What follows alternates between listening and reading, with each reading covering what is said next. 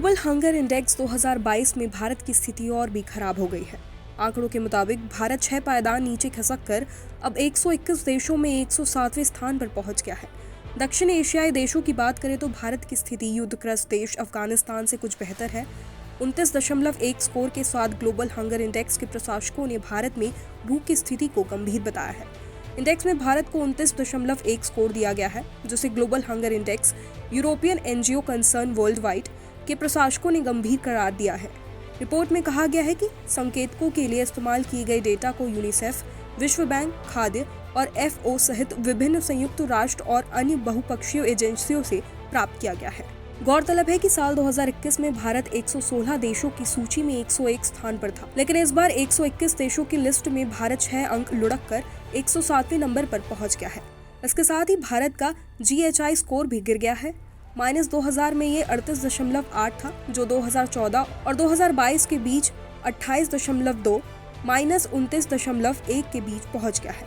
आपको बता दें कि किसी भी देश का हंगर स्कोर इन 4 घटक संकेतकों के मूल्यों पर आधारित होते हैं: अल्प पोषण, बाल स्टंटिंग, बाल बर्बादी, बाल मृत्यु दर।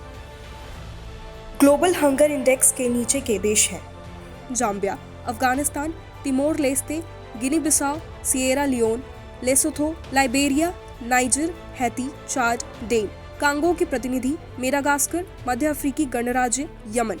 वहीं अगर पड़ोसी देशों की बात करें तो पाकिस्तान, श्रीलंका, बांग्लादेश, नेपाल, म्यांमार की स्थिति हमसे बेहतर है। 121 देशों की सूची में पाकिस्तान 99, श्रीलंका 64वें, बांग्लादेश 84वें, नेपाल 81वें, वहीं म्यांमार 71वें स्थान पर है। वैश्विक भूख सूचकांक के आंकड़े सामने आने के बाद विपक्ष सरकार पर हावी हो गया है। कांग्रेस नेता पी चिदम्बरम ने कहा कि मोदी सरकार के 8 साल में 2014 के बाद से भारत का स्कोर खराब हुआ है। चिदम्बरम ने एक ट्वीट में कहा, हिंदुत्व, हिंदी थोपना और नफरत फैलाना भूख की दवा नहीं है। इसके अलावा चिदम्बरम ने ट्वीट किया, भाजपा सरकार इन आंकड़ों को खारिज कर देगी और स्टडी करने वाले संगठन पर छापा मारेगी। इन आंकड़ों के सामने आने के बाद दिल्ली के उप मुख्यमंत्री मनीष सिसोदिया ने भी सरकार पर हमला बोला है। उन्होंने कहा, भाजपा भारत को 5 ट्रिलियन अर्थव्यवस्था बनाने के बारे में भाषण देती है, लेकिन 106 देश दिन में 2 समय का भोजन उपलब्ध कराने में हमसे बेहतर है।